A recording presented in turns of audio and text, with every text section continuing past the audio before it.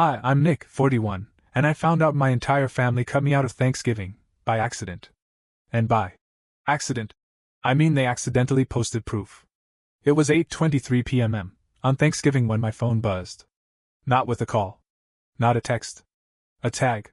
My brother Kyle, golden child, tax write-off king, grown man who still calls our mom mommy, on birthdays, had posted a family photo on Facebook with the caption, "Family Thanksgiving, no drama, no disappointments this year." I stared at it for a full 10 seconds before it hit me. Every single person in that photo was related to me. My parents. My sister. Her kids. My brother's wife. Even Uncle Dennis, who's legally not allowed within 500 feet of a petting zoo. Everyone. Except me. And my 2 daughters. We'd been told Thanksgiving was cancelled this year. Too much going on. Let's just skip it. We'll do a bigger one at Christmas. That's what Mom said. That's what they all said. But there they were. At my old family home. Eating, laughing, toasting. The dining room I furnished. The chandelier I bought after Mom's ceiling leak in 21. I zoomed in. Yep. That was my painting above the mantel. And on the kitchen counter? The ceramic turkey my youngest made in 2nd grade. I didn't yell. Didn't call. Didn't throw a fit. I hit like. And I commented, "Beautiful. By the way, the house you're in. I own it. Enjoy your Thanksgiving there, selling it December 2nd. Then I put my phone down and went back to eating Chinese takeout with my girls. 4 minutes later, the post was gone. 20 minutes after that, 97 missed calls. Wanna know what happened next? The first call wasn't my mom. Wasn't Kyle. It was Grandma. 86 years old, partially deaf, and still somehow able to FaceTime in 0.4 seconds when family drama's brewing. "Nikki," she rasped, holding her phone so close I could see her nasal hair in HD. "What do you mean you're selling the house?" "You can't sell the house. That's our Thanksgiving house." "Hi, Grandma," I said calmly, swirling sweet and sour sauce with my egg roll. "Actually, I can. And I am." Cue gasps from the background. I heard the unmistakable chaos of my parents' kitchen as voices shouted over one another. Someone knocked over a wine glass. Someone else yelled, "Get Kyle on the phone." And there it was. The glorious sound of panic. Let me explain something real quick. 3 years ago, when my parents were about to lose the house in a refinancing disaster, thanks to Dad's investment in a guaranteed crypto pig farm, I stepped in. Paid off the mortgage. Took title.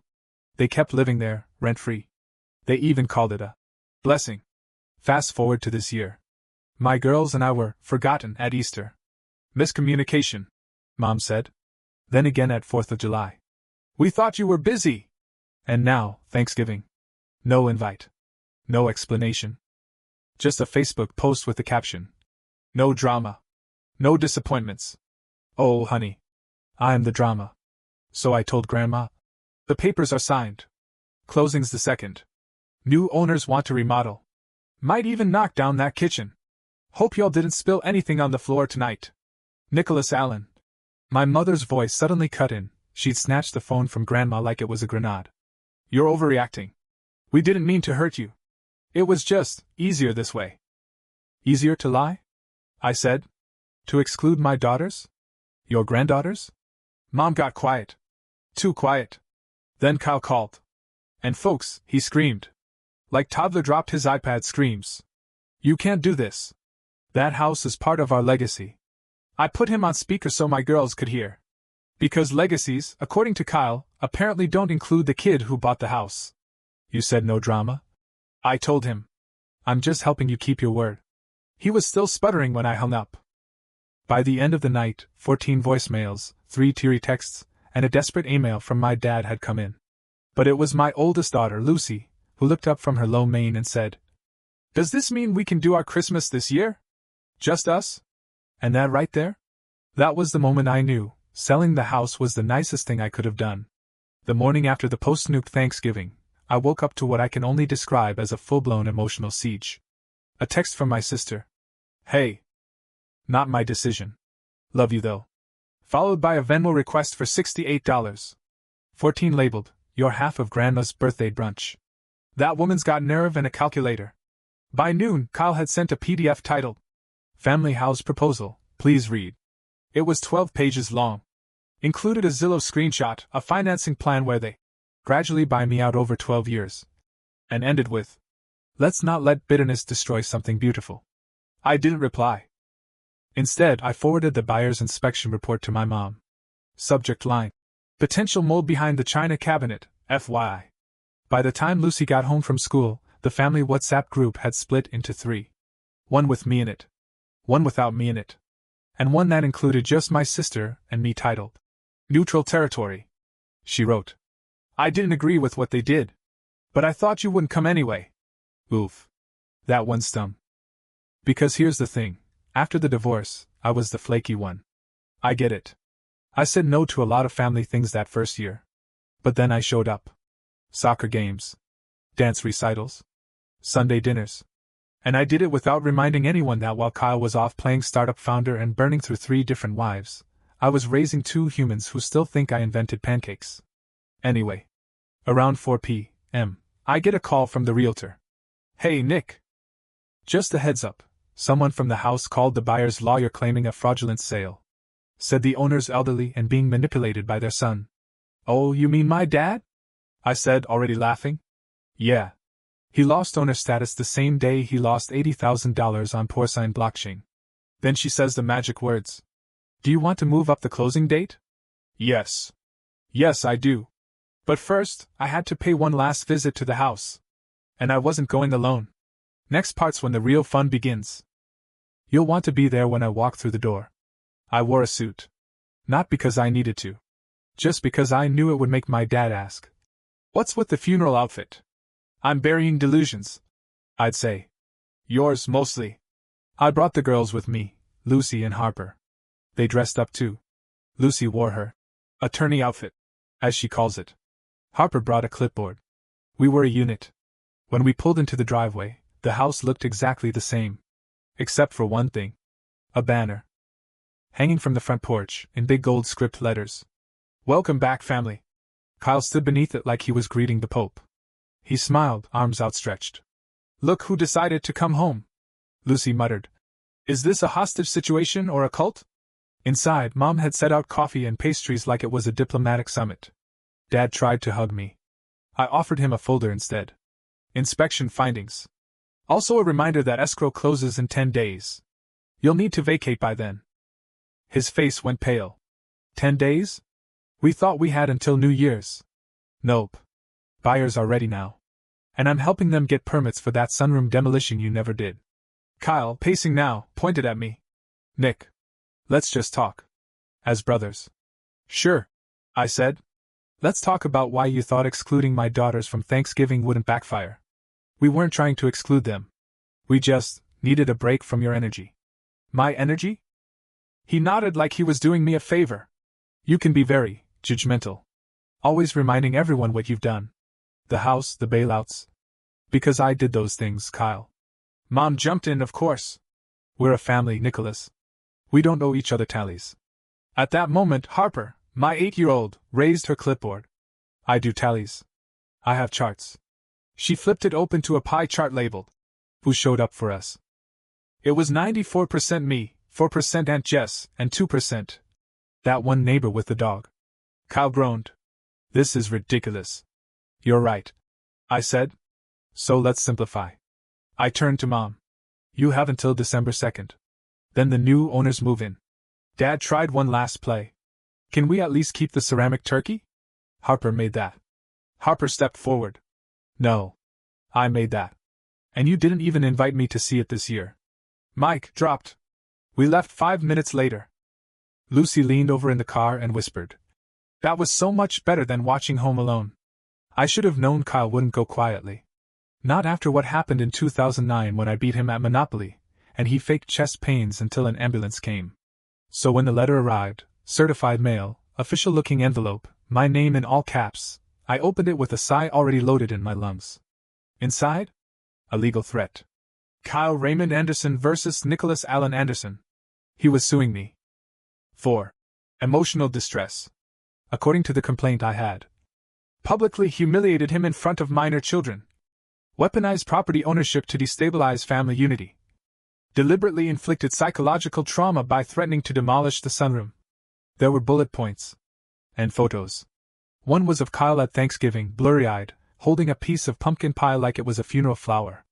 Caption: Exhibit A, plaintive moments after realizing familial betrayal. I laughed so hard I almost dropped the letter into my wok. But it got better. The cherry on top? He CC'd the rest of the family.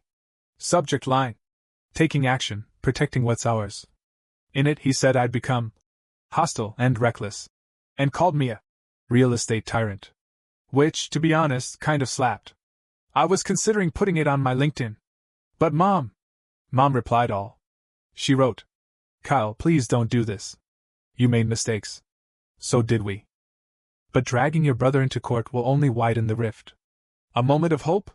Nope. Because 20 minutes later Dad replied with, I support Kyle. Nick's been acting superior for years. Which is rich coming from a man who once bought a refurbished Roomba and named it Executive Assistant. I called my lawyer James. Sharp, calm, wore socks with little gavels on them. I said, Kyle's suing me for hurting his feelings. James said, excellent. I haven't laughed this hard since my divorce. We filed a motion to dismiss. But before that could even be heard, Kyle did what Kyle always does when his ego's wounded. He went nuclear. He made a video. Yep. A video.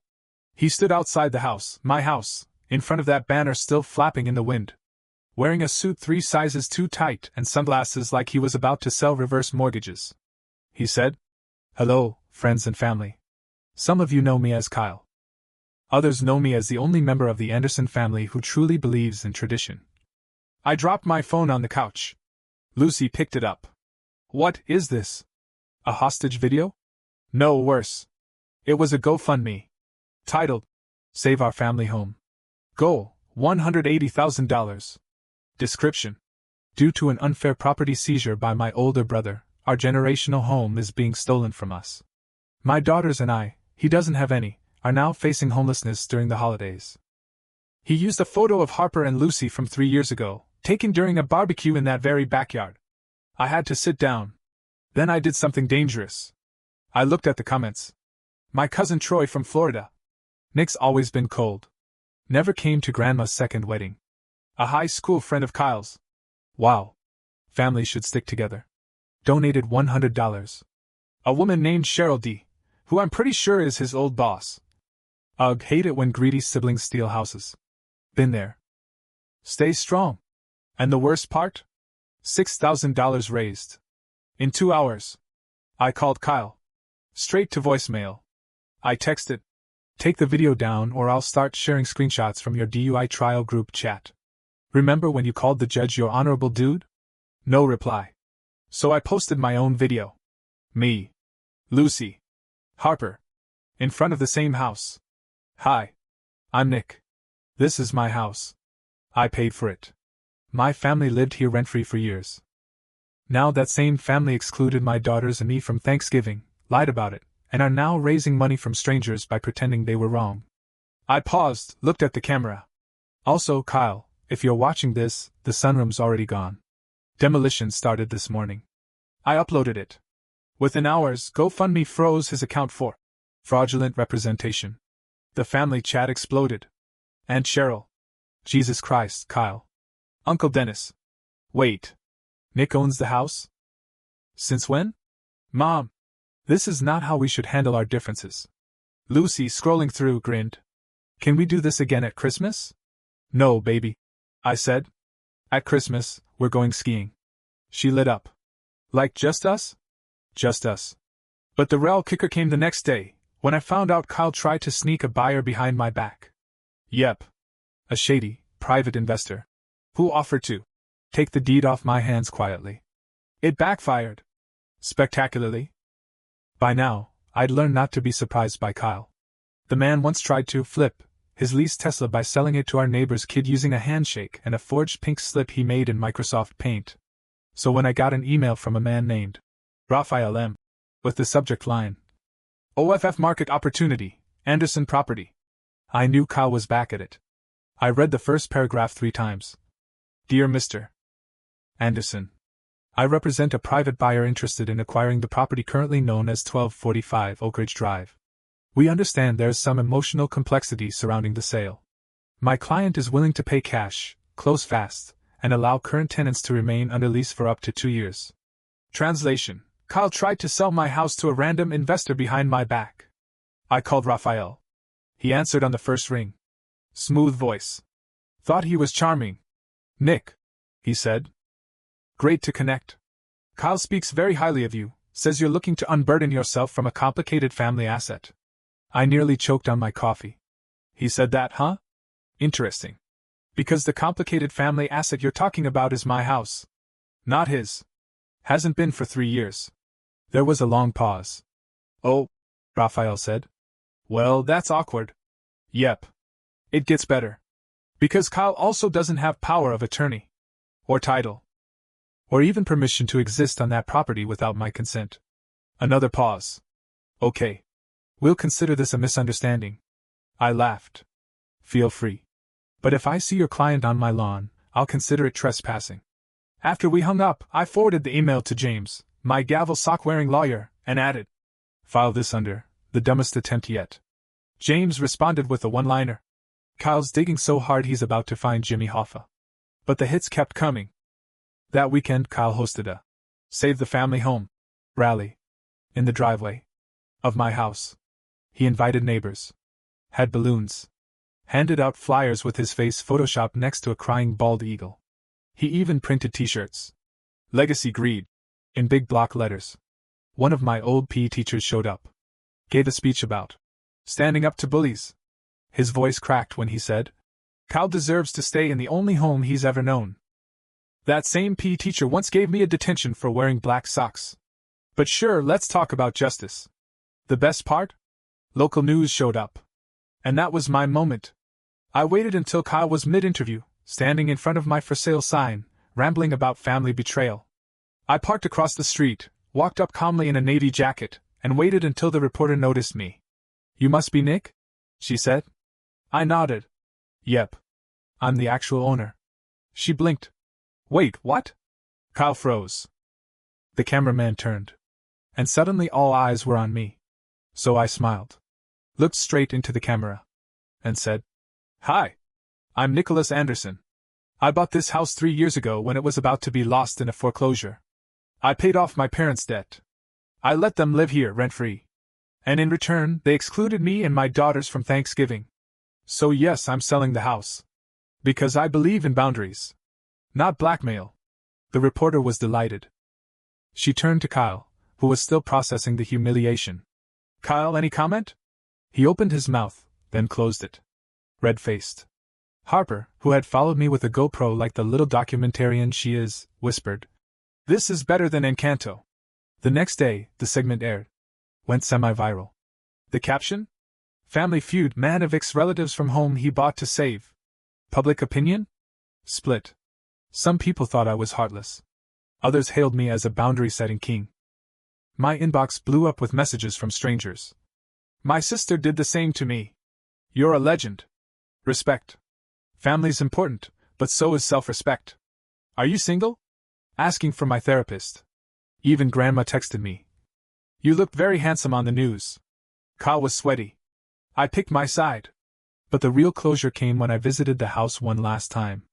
The buyer's agent had asked me to walk through and tag any items that needed removal before closing. Lucy and Harper came too. We played our favorite song on a speaker. Danced barefoot in the empty living room. Tagged a few items for storage. The ceramic turkey? Coming with us. The banner? Ripped in half by Harper like she was a tiny Godzilla. Kyle wasn't there. Neither were my parents. I'd given them a 5-day head start. The house was quiet. The air didn't feel heavy anymore. As we were leaving, Harper turned to me and said, Does this mean we never have to come back here? I nodded. Nope. We're done here. And then Lucy, always the quiet thinker, took my hand and said, Good. Let's build our own traditions now. We left. We didn't look back. But there's one more part. Because after the sale, after the dust settled, Kyle sent me one last message. And what he said? Even I didn't see that coming. 4 days after closing, after the sale went through, the keys were handed over, and my name officially left the property records, I got the text. It was short. Just 4 words. "Can we talk, please?" From Kyle. No emojis. No passive-aggressive dots. Just silence. The kind of silence you only hear after someone's been crushed by the weight of their own consequences. I waited an hour before replying. "About what?" He responded almost instantly. "Not a fight. I swear. Just need to say something." Curiosity got the better of me. I agreed to meet him. Neutral ground. Public place. We picked a diner halfway between his friend's couch, where he was now crashing, and my office. He was already there when I walked in. Alone. Hoodie. No cameras. No crew. No t-shirt slogans. I sat down.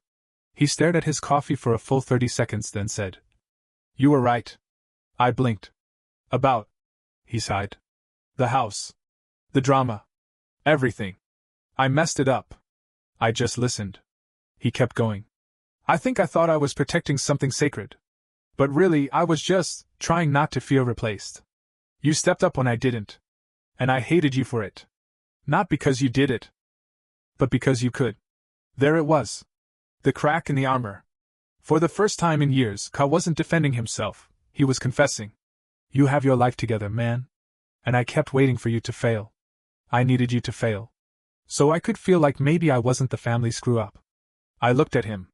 This man who'd called me a tyrant, rallied neighbors, nearly committed fraud, and somehow still expected a relationship to survive it.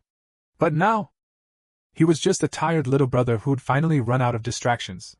I said, "You don't have to fail to prove you matter, Kyle. You just have to show up." He nodded. Swallowed hard. "I don't expect things to go back to normal. But maybe someday you'll let me in again." I thought about Lucy and Harper. About boundaries and second chances. And then I said something I never thought I would. "Start with them." His eyebrows lifted. "The girls? They're smarter than both of us," I said. "They'll know if you're full of it. But if you're not, if you show up for real, they'll let you in. And maybe I will too." Kyle actually teared up. Tried to laugh it off.